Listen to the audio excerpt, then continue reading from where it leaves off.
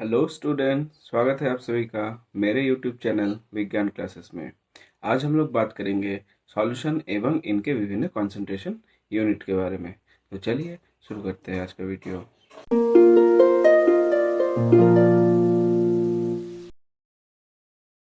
तो सबसे पहले हम लोग जानेंगे सॉल्यूशन के बारे में। तो ये सॉल्यूशन होता क्या है?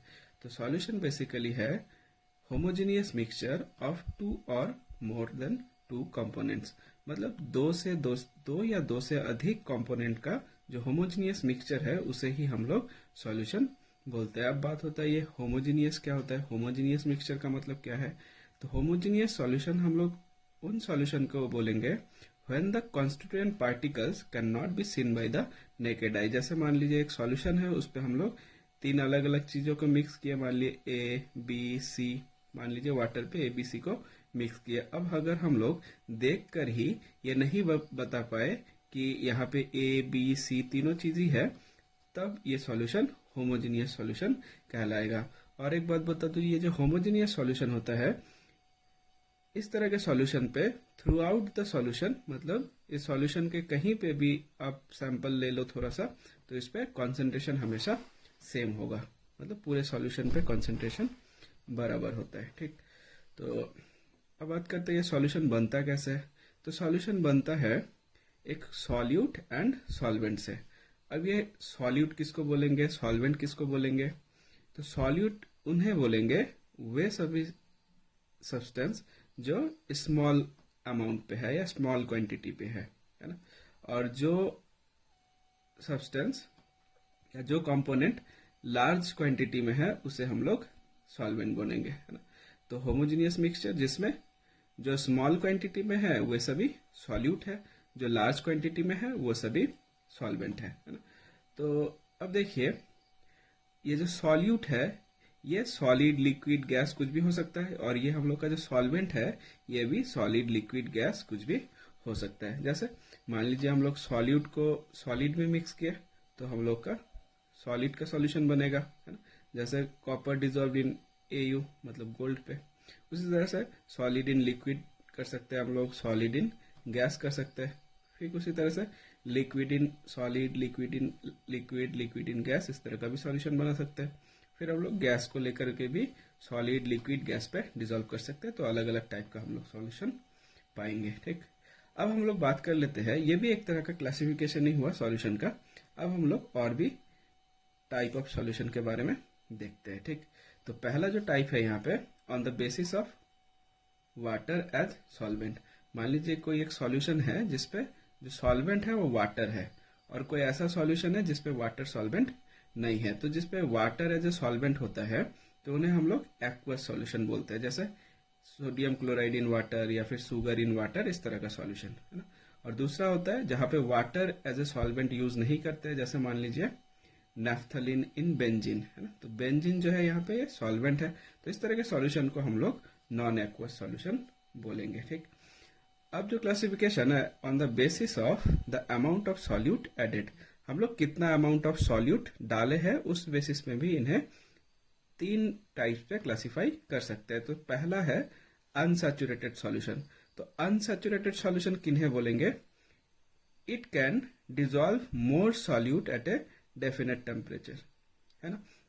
जैसे मान लीजिए सपोज हम लोग क्या किए हैं, हम लोग एक सॉल्वेंट लिए, सपोज वाटर ही लिए, और इस पे थोड़ा सा नमक डाले हैं। मान लीजिए अभी यहाँ पे टेम्परेचर टी है, तो ये जो नमक डाले हैं ये मान लीजिए घुल गया। अब इसी टेम्परेचर पे अगर हम लोग और नमक डालते हैं, तो अगर ये और नमक को घोल पाता है तो हम लोग इस तरह के सॉल्यूशन को अनसैचुरेटेड सॉल्यूशन बोलेंगे।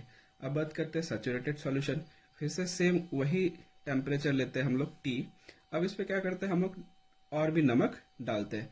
तो डालते डालते आप लोग देखेंगे ऐसा पॉइंट आएगा कि अब और नमक इसमें डिजॉल्व नहीं होगा। तो इस तरह के जो सॉल्यूशन बनेंगे उन्हें हम लोग सैचुरेटेड सॉल्यूशन बनेंगे। अब बात होता है सुपर सैचुरेटेड सॉल्यूशन का। तो सुपर सैचुरेटेड कब बोलेंगे? जैसा कि ये सॉल्यूशन पे हम लोग नमक डाल रहे थे, डालते डालते अब ये नहीं घुल रहा था, है ना। तो ये सैचुरेटेड सॉल्यूशन बन गया था। अब इसके टेम्परेचर को अगर हम लोग थोड़ा सा और बढ़ा दे और उसके बाद हम लोग फिर से थोड़ा सा नमक डाले, तो हम लोग देखेंगे कि ये फिर से एक्स्ट्रा जो नमक है उसको घोल पा रहा है। तो तब जो सॉल्यूशन बनेगा उसे हम लोग सुपर सैचुरेटेड सॉल्यूशन बोलेंगे। अब बात करते हैं on the basis of amount of solvent added. अब मान लीजिए ये जो सॉल्यूट है ये अगर थोड़ा ज़्यादा अमाउंट पे है तो इसे ही हम लोग कॉन्सेंट्रेटेड सॉल्यूशन बोलते हैं। अगर ये जो सॉल्यूट है ये अगर स्मॉल अमाउंट पे है तो इसे हम लोग डाइल्यूट सॉल्यूशन बोलते हैं, है ना। तो ये कैसे क्लासिफाई किया इसको, on the basis of amount of the solvent added. अब बात कर लेते हैं on the basis of concentration of solute in two solutions, है ना। मान लीजिए पर इस पे कंडीशन क्या है, जैसे एक सॉल्यूशन है मान लीजिए, अब इस सॉल्यूशन के कांटेक्ट पे हम लोगों ने दूसरा एक सॉल्यूशन को रखा है, पर इस पे एक कंडीशन है कि both the solution should be separated by a semi permeable membrane, है ना। इनके बीच में एक सेमी परमिएबल मेम्ब्रेन का होना जरूरी है। ये सेमी परमिएबल मेम्ब्रेन क्या होता है, the membrane which allow us only the solvent particles not solute. जैसे मान लीजिए वाटर है, जो अगर सॉल्वेंट है उस पर कुछ और सॉल्यूट है तो ये जो मेम्ब्रेन होगा ये सिर्फ वाटर को अलाउ करेगा, बाकी जो सॉल्यूट उस पर डिजोल्व होंगे उसको अलाउ नहीं करेगा। तो देखिए क्या होता है, मान लीजिए ये एक सॉल्यूशन है, इसको हम लोग दूसरे एक सॉल्यूशन पे कांटेक्ट पे रखे हैं, ठीक। अब मान लीजिए ये जो सॉल्यूशन है और जिसमें रखे हैं इन दोनों का अगर कॉन्सेंट्रेशन बराबर होगा तो इस तरह के सॉल्यूशन को हम लोग आइसोटोनिक बोलते हैं, ठीक, आइसोटोनिक सॉल्यूशन। अब दूसरा है हाइपरटोनिक सॉल्यूशन। देखिए आप लोग जानते हैं कि एक होता है हाइपर, एक होता है हाइपो। हाइपर मतलब ज्यादा, हाइपो मतलब कम। तो मान लीजिए जो सॉल्यूशन हम लोग यहाँ पे लिए है उसका कॉन्सेंट्रेशन अगर ये जिसमें रखे है इसको उससे अगर ज्यादा है तो इस सॉल्यूशन को हम लोग बोलेंगे hypertonic with respect to this, है ना, जिस पे रखे हैं। और जो दूसरा वाला जो सॉल्यूशन हो गया जिस पे हम लोग रखे हैं तो वो क्या हो जाएगा, वो hypotonic with respect to this solution, है ना। तो जिसका कॉन्सेंट्रेशन ज्यादा वो हो गया हाइपरटोनिक, जिसका हो गया कम उसको हाइपरटोनिक, हाइपोटोनिक, और जो अगर दोनों पे कॉन्सेंट्रेशन बराबर हो गए तो उनको हम लोग आइसोटोनिक सॉल्यूशन बोलेंगे, ठीक। अब और एक क्लासिफिकेशन है on the basis of size of the solute particle. ये जो पार्टिकल सॉल्यूट जो हम लोग किसी सॉल्यूशन पे या सॉल्वेंट पे डालते हैं तो इनका पार्टिकल्स का साइज कितना है, जो सॉल्यूट पार्टिकल है उस बेसिस पे भी हम लोग इसको क्लासिफाई कर सकते हैं। तो अगर ये जो सॉल्यूट पार्टिकल है इनका साइज अगर 1 नैनोमीटर से छोटा होता है, 1 नैनोमीटर से छोटा, 1 नैनोमीटर मतलब 10 टू द पावर -9 मीटर।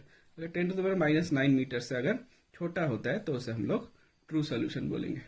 अगर वही साइज ऑफ द पार्टिकल्स जो है सॉल्यूट पार्टिकल्स वो अगर 1 से 1000 नैनोमीटर के बीच होता है तो इसे हम लोग कोलाइडल सॉल्यूशन बोलेंगे। वहीं अगर size of the solute particles अगर ग्रेटर देन 1000 नैनोमीटर हो जाता है तो इसे ही हम लोग सस्पेंशन बोलते हैं, ठीक। अब और एक क्लासिफिकेशन देखिए यहाँ पे क्या गया है, on the basis of miscibility. Miscibility मतलब मिल जाना, एक के साथ दूसरा अच्छी तरह से घुल मिल जाना, है ना। तो अगर वो दूसरे के साथ अच्छी तरह से मिल जाता है उस बेसिस पे इन्हें हम लोग दो भागों में क्लासिफाई कर सकते हैं। एक है हम लोगों का होमोजेनियस सॉल्यूशन, दूसरा है हेट्रोजेनियस सॉल्यूशन। मान लीजिए जो सॉल्यूट डाले हैं वो सॉल्वेंट के साथ अच्छी तरह से मिल गया है ना, घुल मिल गया है, तो उसे हम लोग होमोजेनियस सॉल्यूशन बोलेंगे। अगर उसके साथ वो अच्छी तरह से मिक्स नहीं हो पाया है तो उसे हम लोग हेट्रोजेनियस सॉल्यूशन बोलेंगे। जैसे होमोजेनियस का एग्जांपल, नमक को पानी पे डाल दीजिए तो क्या होगा, ये पानी में अच्छी तरह से मिल जाता है ना, मिक्स हो जाता है, तो इसे हम लोग होमोजेनियस सॉल्यूशन बोलेंगे। उसी तरह से अगर पानी में हम लोग सैंड डाल देते हैं या मिट्टी डाल देते हैं तो उस पर अच्छी तरह से मिल नहीं पाता है, हम लोग को मिट्टी दिखाई देगा, तो इस तरह के सॉल्यूशन को हम लोग हेट्रोजेनियस सॉल्यूशन बोलेंगे। तो ये सभी हम लोगों का सॉल्यूशन का अलग अलग टाइप्स है, ठीक। अब हम लोग बात करते हैं कॉन्सेंट्रेशन के बारे में। तो मैं एक छोटा सा बात बता दूं कि कॉन्सेंट्रेशन का एक्चुअली सॉल्यूशन पे क्या रोल है, क्यों हम लोगों को सॉल्यूशन का कॉन्सेंट्रेशन को जानना है। तो जैसे मैं एक सिंपल सा एग्जांपल देता हूँ, जैसे हम लोग टूथपेस्ट यूज करते हैं ना, हम लोग के टूथपेस्ट पे फ्लोराइड होता है, ठीक। और ये जो फ्लोराइड है उसका अमाउंट है लगभग 1.5 ppm से कम, मतलब लेस देन 1.5 ppm से कम, ठीक। अगर मान लीजिए यही जो फ्लोराइड है ये अगर 1.5 ppm से ज्यादा हो गया, 1.5 ppm से अगर ज्यादा हो गया तो यही फ्लोराइड हम लोग के लिए बहुत ही नुकसानदायक हो जाएगा। जो कि रैट किलर वगैरह में इसको यूज किया जाता है, जहाँ पे ये जो फ्लोराइड है उसका कॉन्सेंट्रेशन 1.5 ppm होता है। ppm मतलब 1 मिलियन, मतलब पार्ट्स पर मिलियन। मतलब अगर हम लोग ग्राम का बात करें, 1 ग्राम आउट ऑफ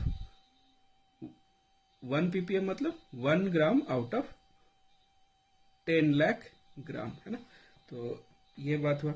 और भी एग्जाम्पल है, जैसे मान लीजिए सपोज हम लोग अगर चाय का बात करते हैं, चाय में मान लीजिए अगर चीनी का जो अमाउंट है वो अगर बहुत ही कम है तो हम लोगों को चाय टेस्टी नहीं लगेगा। अगर मान लीजिए चाय में चीनी बहुत ही ज्यादा है तब भी हम लोग को टेस्ट नहीं लगेगा। और चाय पे अगर चीनी का जो अमाउंट है वो मान लीजिए सही सही है तभी हम लोगों को वो अच्छा लगेगा। तो ये जो चीनी का जो अमाउंट है वो एक तरह का कॉन्सेंट्रेशन है चाय में चीनी का, है ना। तो चाय में जब चीनी का कॉन्सेंट्रेशन सही होगा तभी वो हमें अच्छा लगेगा, नहीं तो नहीं लगेगा, है ना। तो जब ये जो चाय है ये भी एक सॉल्यूशन है, आप लोग जानते ही है। तो इस तरह से हम लोग अपने डे टू डे लाइफ पे इस तरह के बहुत सारे सॉल्यूशन यूज करते हैं, और इन सभी का जो कॉन्सेंट्रेशन का जो एक्सप्रेशन है वो थोड़ा सा अलग अलग है, क्योंकि कभी कभी हम लोगों को जो ये सॉल्यूट है ये थोड़ा सा ज्यादा मात्रा में चाहिए होता है, कभी कभी ये सॉल्यूट बहुत ही कम मात्रा में चाहिए होता है, कभी कभी ये जो सॉल्यूट है ये में भी लिक्विड हो सकता है, कभी कभी ये सॉलिड हो सकता है। तो इस तरह के बहुत सारा चीज हो सकता है। तो चलिए हम लोग आगे देखते हैं। तो सबसे पहला जो कॉन्सेंट्रेशन यूनिट है वो है मास परसेंटेज। मास परसेंटेज, है ना। जैसे तो मास परसेंटेज क्या होता है, mass of solute upon mass of the solution, है ना। Mass of solute upon mass of the solution. मान लीजिए मैं 5 ग्राम नमक लिया NaCl और उसको 90 ग्राम वाटर पे डिसॉल्व किया, है ना। तो हम लोग का ये जो रिजल्टेंट सॉल्यूशन बनेगा इसमें नमक का परसेंटेज कितना होगा, तो मास ऑफ सॉल्यूट कितना हो जाएगा 5 ग्राम, और मास ऑफ द सॉल्यूशन कितना होगा, अगर हम लोग 90 लिए हैं और 5 ग्राम उस पर डाल रहे हैं तो मास ऑफ द सॉल्यूशन हो जाएगा 90 + 5 95 ग्राम, है ना। तो इसलिए मास परसेंटेज इक्वल टू हो गया mass of solute upon mass of the solution into 100। ठीक, तो यहाँ पे मैंने एक एग्जाम्पल भी दिए है, आप लोग इसको भी देख सकते हैं, बड़ा ही आसान सा एग्जाम्पल है। ओके, नेक्स्ट है हम लोगों का मास बाय वॉल्यूम परसेंटेज। तो ये क्या होता है mass by volume percentage, mass of solute लेंगे और नीचे वॉल्यूम ऑफ द सॉल्यूशन लेंगे इंटू 100 करेंगे। तो ये हम लोग का मास बाय वॉल्यूम परसेंटेज होगा। जैसे मान लीजिए यहाँ पे एक एग्जांपल है, क्या है, मान लीजिए 5 ग्राम KI लिया गया है पोटेशियम आयोडाइड और इसको 250 ml सॉल्यूशन बनाया गया है। 5 ग्राम KI लेकर के एक सॉल्वेंट पे मान लीजिए डिजॉल्व है, इसका फाइनल वॉल्यूम 250 ml है। तो इसमें mass by volume percentage of KI कितना होगा, तो देखिए फॉर्मूला पे क्या है, मास ऑफ सॉल्यूट कितना होगा, यहाँ पे 5 ग्राम यहाँ पे रखेंगे, वॉल्यूम ऑफ द सॉल्यूशन कितना है 250 ml, तो यहाँ पे 250 ml रहेंगे। अब ये परसेंटेज है इसलिए इसको 100 से मल्टीप्लाई कर देंगे। तो ये गया हम लोग का मास बाय वॉल्यूम परसेंटेज। अब यहाँ पे अब है पार्ट्स पर मिलियन, जो कि हम लोग एकदम शुरू में बताए थे। तो ये पार्ट्स पर मिलियन क्या होता है, जैसे हम लोग परसेंट पे क्या करते हैं, जैसे अभी अभी हम लोग किया मास बाय वॉल्यूम परसेंटेज या फिर मास बाय मास परसेंटेज, ये परसेंट मतलब आउट ऑफ 100, मतलब हम लोग जो मल्टीप्लाई कर रहे थे वो 100 से मल्टीप्लाई कर रहे थे। तो ये ppm का क्या जरूरत है, मान लीजिए कोई भी फ्रैक्शन है वो अगर बहुत छोटा है, अगर उसको हम लोग 100 से मल्टीप्लाई करते हैं, जैसे परसेंट पे हम लोग करते हैं 100 से मल्टीप्लाई, तो क्या होता है वो एक अच्छा नंबर आ जाता है ना, होल नंबर एक अच्छा सा आ जाता है। लेकिन अगर वो नंबर मान लीजिए बहुत छोटा है तो उसे 100 से मल्टीप्लाई करके भी हम लोग कुछ अच्छा नंबर नहीं पाएंगे। तो जिस वजह से हम लोग क्या करना होता है, उस तरह के नंबर को हम लोग 10⁻⁶ से मल्टीप्लाई करें तो हो सकता है वो अच्छा एक वैल्यू दे दे, है ना। तो इस तरह के जब छोटे यूनिट होते हैं, छोटे कॉन्सेंट्रेशन होते हैं, तो हम लोग उसे ppm पे एक्सप्रेस करते हैं। तो ppm क्या है, सब कुछ सेम है, जैसे पहले वाला परसेंट था उस पर हम लोग मल्टीप्लाई कर रहे थे 100 में, ये भी सब कुछ सेम है, इस पे बस हम लोग मल्टीप्लाई करेंगे 10⁻⁶ से। तो जैसे देखिए ppm क्या होगा, volume of solute upon volume of the solution, मतलब कितना ml सॉल्यूट है और सॉल्यूशन का जो फाइनल वॉल्यूम है वो कितना ml है इंटू 10⁻⁶। उसी तरह से मास बाई मास से भी कर सकते हैं हम लोग, मास ऑफ सॉल्यूट कितना है और मास ऑफ द सॉल्यूशन कितना है, ठीक, इनटू 10⁶। उसी तरह से मास बाई वॉल्यूम परसेंटेज था, उसी तरह से यहाँ पे भी हो सकता है mass of the solute in gram upon volume of the solution into 10⁶। तो इस तरह से भी हम लोग ppm निकाल सकते हैं पार्ट्स पर मिलियन, अलग अलग केसों के लिए। अब बात करते हैं हम लोग, बहुत इंपॉर्टेंट यूनिट है, ये है मोलरिटी एंड मोलालिटी। तो ये मोलरिटी को कैपिटल एम से एक्सप्रेस करते हैं हम लोग और मोलालिटी को स्मॉल एम से रिप्रेजेंट करते हैं। और एक बात बता दो, ये जो मोलरिटी होता है इसको मोलर भी बोलते हैं और ये जो मोलालिटी होता है इसको मोलल भी बोला जाता है, ठीक। तो मैं दोनों को एक साथ लिखा हूँ ताकि आप लोगों को समझने में थोड़ा सा सुविधा हो।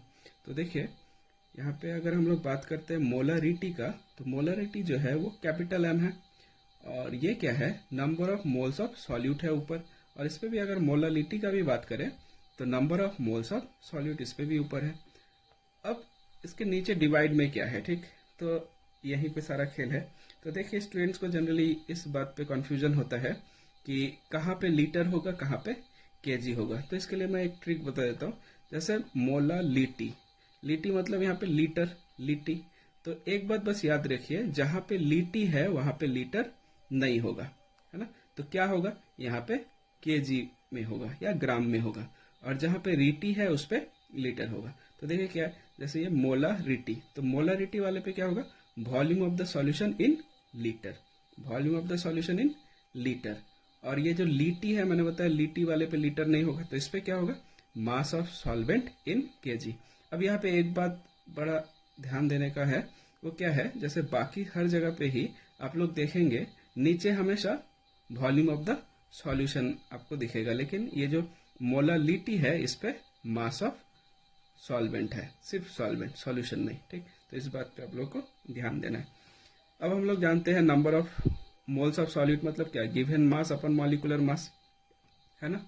और जैसे हम लोग सॉल्यूट को हमेशा 2 से रिप्रेजेंट करते हैं, सॉल्वेंट को 1 से, तो नंबर ऑफ मोल्स कैसे निकाल सकते हैं, गिवन मास अपन मॉलिकुलर मास। तो गिवन मास W2 और मॉलिकुलर मास M2, और volume of the solution in litre, इसको भी इन लीटर है।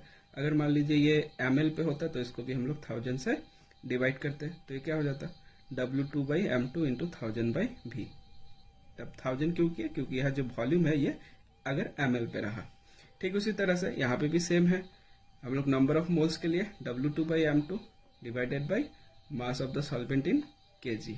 अब ये अगर ग्राम पे रहा तो इसको ग्राम, अगर ये ग्राम पे रहा तो इसको केजी में बदलने के लिए हम लोग 1000 से डिवाइड करेंगे, तो ये वाला एक्सप्रेशन हम लोग यूज करेंगे, ठीक। ओके, यहाँ पे मैंने कुछ एग्जाम्पल दिए हैं, आप लोग इसको देख सकते हैं। ये बड़ा ही आसान सा मैं एग्जाम्पल दिया हूँ, ये तीनों अगर एग्जाम्पल आप लोग देखेंगे तो आप लोग को ये पूरा बात समझ में आ जाएगा, और कैसे निकालना होता है ये भी आप लोग कर सकते हैं। वीडियो थोड़ा सा लंबा हो जाएगा इसलिए मैं इसके बारे में नहीं बताता हूँ, आप लोग बस देखने से ही ये हो जाएगा, ठीक। अब बात करते हैं हम लोग मोल फ्रैक्शन के बारे में। तो ये जो मोल फ्रैक्शन है होता क्या है, तो मोल फ्रैक्शन आम फ्रैक्शनों के तरह ही है। जैसे मान लीजिए यहाँ पे मैं एक इस तरह का स्क्वायर्स लिया हूँ, इस पे मान लीजिए 9 बॉक्स है ना, 9 बॉक्सेस है, और इसमें दो बॉक्स शेडेड है और बाकी सभी नॉन शेडेड है। अगर हम लोग बात करते हैं ये जो शेडेड एरिया है इनके फ्रैक्शन के बारे में, तो कितना फ्रैक्शन शेडेड है, तो देखिए जिसके बारे में हम लोग बात करते हैं, जैसे हम लोग शेडेड का फ्रैक्शन निकालना चाहते हैं तो जो इसका बारे में बात करते हैं वो हमेशा ऊपर होता है, और जो टोटल होता है वो नीचे, इंक्लूडिंग दिस, इसको याद रखना है आप लोग को, इंक्लूडिंग दिस, है ना। आप लोग अगर फ्रैक्शन के बारे में आप लोग को पता है तो आप ये बात अच्छी तरह से जानते हैं। जैसे हम लोग शेडेड एरिया का अगर फ्रैक्शन निकालेंगे तो 2/9 हो जाएगा। इस तरह से नॉन शेडेड वाले के लिए क्या हो जाएगा, यहाँ पे नॉन शेडेड कितने हैं 7, तो 7 आउट ऑफ कितने, टोटल है 9, तो 9 हो जाएगा। दोनों को अगर सम करेंगे तो हमेशा 1 आएगा, मतलब sum of the all the fraction हमेशा 1 आता है। बस अब यही लॉजिक हम लोगों को सॉल्यूशन पे अप्लाई करना है। तो ये तो शेडेड और नॉन शेडेड एरिया के लिए फ्रैक्शन था, तो हम लोग यहाँ पे किसके फ्रैक्शन के बारे में बात करें, हम लोग बात कर रहे हैं मोलो के फ्रैक्शन के बारे में। मान लीजिए यहाँ पे हम लोगों ने एक सॉल्यूशन लिया है, और किसका सॉल्यूशन है, ए और बी का। अब इस सॉल्यूशन पे number of moles of A है Na और यहाँ पे number of moles of B कितने हैं Nb। अब अगर बात करें इस सॉल्यूशन पे मोल फ्रैक्शन ऑफ ए कितना है, मोल फ्रैक्शन ऑफ बी कितना है, तो ये कैसे निकालेंगे? देखिए मोल फ्रैक्शन को हम लोग काई से दिखाते हैं, ये एक्स की तरह ही होता है, थोड़ा सा घुमा करके लिखा जाता है। अब अगर बात करें मोल फ्रैक्शन ऑफ ए, मतलब ए का फ्रैक्शन इस पे कितना है, तो जैसे यहाँ पे हुआ था सेडेड कितना था, सेडेड के लिए अगर किए थे हम लोग तो सेडेड 2 था, तो यहाँ पे नंबर ऑफ मोल्स ए कितने हैं Na, और यहाँ पे नीचे हम लोग क्या बैठा रहते, टोटल बॉक्सेस कितने थे टोटल इंक्लूडिंग सेडेड वाले, है ना, टोटल 9 थे, तो नीचे 9 हो रहे थे। ठीक उसी तरह से chi of A, mole fraction of A कितना हो जाएगा, number of moles of A Na by total number of moles, मतलब ये खुद कितना है और बाकी सभी यहाँ पे कितने हैं, तो यहाँ पे Na प्लस Nb हम लोग नीचे लिखे हैं। ठीक उसी तरह से हम लोग अगर बी का फ्रैक्शन निकालेंगे तो क्या होगा, mole fraction of B Nb by Na plus Nb, है ना। अब यहाँ पे जैसे हम लोग देखे थे सम ऑफ ऑल द फ्रैक्शन कितने होते हैं, हमेशा 1 होते हैं, तो अगर ये बाइनरी सॉल्यूशन है, मतलब अगर 2 ही कंपोनेंट है इस पे, जैसे काई ऑफ ए काई ऑफ बी, इनका सम कितना होगा 1 होगा, है ना। मोल फ्रैक्शन ऑफ 2 कंपोनेंट कितना होगा 1 होगा, है ना। अब ये मोल फ्रैक्शन हम लोग निकाल सकते हैं, इसके लिए मैंने फॉर्मूला दिया है। कैसे निकाल सकते हैं मोल फ्रैक्शन के लिए, number of moles of A upon number of moles of A number of moles of B. अब नंबर ऑफ मोल्स कैसे निकलता है, गिवन मास अपन मॉलिकुलर मास। ठीक, इसके लिए भी गिवन मास अपन मॉलिकुलर मास, बस ये पुट करेंगे तो हम लोग को मोल फ्रैक्शन दोनों का ही निकल जाएगा, है ना। अब बात करते हैं हम लोग नॉर्मलिटी के बारे में। तो ये नॉर्मलिटी क्या होता है, नॉर्मलिटी होता है number of gram equivalent of solute upon volume of the solution in litre. Gram equivalent of solute upon volume of the solution litre. Generally जितने कॉन्सेंट्रेशन यूनिट आए थे उस पर आप लोग देख रहे थे, ऊपर क्या था, नंबर ऑफ मोल्स था, है ना। तो नंबर ऑफ मोल्स हम लोग कैसे निकालते थे, नंबर ऑफ मोल्स हम लोग निकालते थे given mass upon molecular mass. तो हम लोग ये जो नॉर्मलिटी है इसको एन से डिनोट करते हैं, कैपिटल एन से। तो ये क्या होगा, number of gram equivalent of solute upon volume of the solution in litre. तो नंबर ऑफ ग्राम इक्विवेलेंट कैसे निकलेगा, ये निकलेगा गिवन मास, मतलब कितना मास दिया गया है और उसका इक्विवेलेंट मास कितना होता है। जैसे नंबर ऑफ मोल्स पे क्या करते हैं हम लोग, गिवन मास कितना मास दिया होता है और उसका मॉलिकुलर मास कितना होता है। ठीक उसी तरह से यहाँ पे भी गिवन मास कितना है और उसका इक्विवेलेंट मास या इक्विवेलेंट वेट कितना है ना। तो इसी तरह से हम लोग एन इक्वल टू क्या लिख सकते हैं, ग्राम इक्विवेलेंस के लिए weight of the solute upon equivalent weight, है ना। और ये जो नीचे क्या है, volume of the solution in litre. अगर मान लीजिए ये ml पे रहा तो इसको 1000 से डिवाइड करेंगे तो 1000 ऊपर आ जाएगा। तो ये हो गया हम लोग का नॉर्मलिटी। अब बात करते हैं हम लोग फॉर्मेलिटी के बारे में। फॉर्मेलिटी क्या होता है, ये कैपिटल M से दिखाते हैं। तो ये किन के लिए होता है, ये सॉल्ट्स के लिए होता है। सॉल्ट का जैसे मान लीजिए कोई फिक्स फार्मूला नहीं है, जैसे एक मान लीजिए सॉल्ट है, उसका फार्मूला ABC है, मतलब पूरे जो सॉल्ट का जो स्ट्रक्चर है या पूरा जो ब्लॉक है एक, मान लीजिए उसका पूरे का फार्मूला ABC है। ठीक, पूरे सॉल्ट पे ABC है। तो इनका मॉलिकुलर मास कितना हो जाएगा, हम लोग मॉलिकुलर मास कितना हो जाएगा, अगर ये मॉलिक्यूल होता जैसे मान लीजिए CH4 है या H2O, तो हम लोग क्या करते हैं, सबको सम करते हैं। ठीक उसी तरह से यहाँ पे मॉलिक्यूल्स नहीं है, यहाँ पे फार्मूला यूनिट्स है ना। तो फार्मूला यूनिट्स है तो इनका मास कितना हो जाएगा, और इनको क्या बोलेंगे, इनके जो मास होते हैं उनको हम लोग बोलते हैं फार्मूला मास। तो फार्मूला मास क्या है, ABC का जो मास होगा उनको हम लोग जोड़ देंगे तो फार्मूला मास होगा। तो देखिए फॉर्मुलिटी क्या होता है, फॉर्मुलिटी होता है number of formula mass of solute upon volume of the solution in litre. जैसे नंबर ऑफ मोल्स है, नंबर ऑफ ग्राम इक्विवेलेंट है, उसी तरह से नंबर ऑफ फार्मूला मास है। तो नंबर ऑफ फार्मूला मास कैसे निकलेगा, सेम उसी तरह से गिवन मास कितना मास दिया गया है और उनका फार्मूला मास कितना है। फार्मूला मास मतलब जो भी फार्मूला है उन सबका सम कर देना है। ठीक, तो देखिए नंबर ऑफ फार्मूला मास के लिए हम लोग क्या बैठा सकते हैं, mass of the solute upon formula mass, है ना। तो हम लोग यहाँ पे डाल दिए W2/FM मैंने लिखा है फार्मूला मास को, और volume of the solution in litre.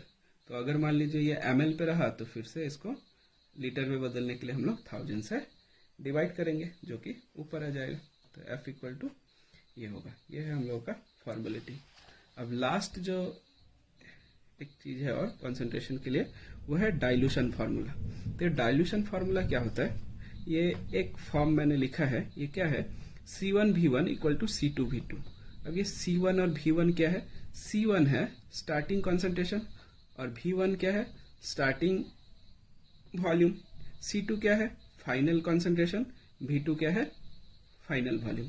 अब इसका क्या मतलब है, देखिए मान लीजिए मैंने क्या किया, मैंने 50 ml एक सॉल्यूशन लिया है, 50 ml एक सॉल्यूशन लिया है जिसका कॉन्सेंट्रेशन है मान लीजिए C1। अब मैं क्या किया, इस पे थोड़ा सा और पानी मिला दिया, इसको पानी मिला करके इसका हम लोग वॉल्यूम बढ़ा दिए V2। जैसे पहले इसका वॉल्यूम था 50 ml, अब मान लीजिए 50 को मान लीजिए अगर हम लोग V1 पकड़ते हैं तो अब इसका जो वॉल्यूम है वो सपोज 100 ml हो गया। तो अब इसका वॉल्यूम क्या है, V2 जो कि 100 ml है। अब आपको बताना है कि ये जो सॉल्यूशन बना है 100 ml, इस पे कॉन्सेंट्रेशन कितना होगा, मतलब C2 कितना होगा। तो इस तरह का जो सवाल है वो हम लोग इस तरह के फॉर्मूला से बड़े आसानी से कर सकते हैं, जैसे C1V1 इक्वल टू C2V2। तो अगर हम लोग को C2 ये जो फाइनल सॉल्यूशन है इसका अगर कॉन्सेंट्रेशन निकालना है तो हम लोग क्या करेंगे, C1V1 को V2 से डिवाइड कर देंगे तो हम लोग को फाइनल कॉन्सेंट्रेशन निकल जाएगा। अब इस फार्मूला का क्या खासियत है, इसको आप लोग प्रैक्टिकल पे हमेशा देखेंगे, ये फार्मूला का यूज आप लोग करेंगे हमेशा। तो ये जो कॉन्सेंट्रेशन है ये आप लोग को अलग अलग टर्म्स पे देखने को मिल सकता है। जैसे ये जो कॉन्सेंट्रेशन है इसके जगह पे स्ट्रेंथ हो सकता है, तब ये क्या हो जाएगा S1V1 इक्वल टू S2V2। कभी कभी आप लोग को यहाँ पे ये नॉर्मलिटी के रूप में दिखाई सकता है, तो नॉर्मलिटी के रूप में अगर होगा तो ये क्या हो जाएगा N1V1 इक्वल टू N2V2। इस तरह से मोलालिटी किसी भी टर्म्स पे ये हो सकता है कॉन्सेंट्रेशन। ठीक, ओके, तो आज का क्लास यहीं पे समाप्त करते हैं। अगर आप लोगों को मेरा वीडियो पसंद आया तो इस चैनल को लाइक एंड सब्सक्राइब करना ना भूलिए। तब तक के लिए बाय, मिलते हैं अपने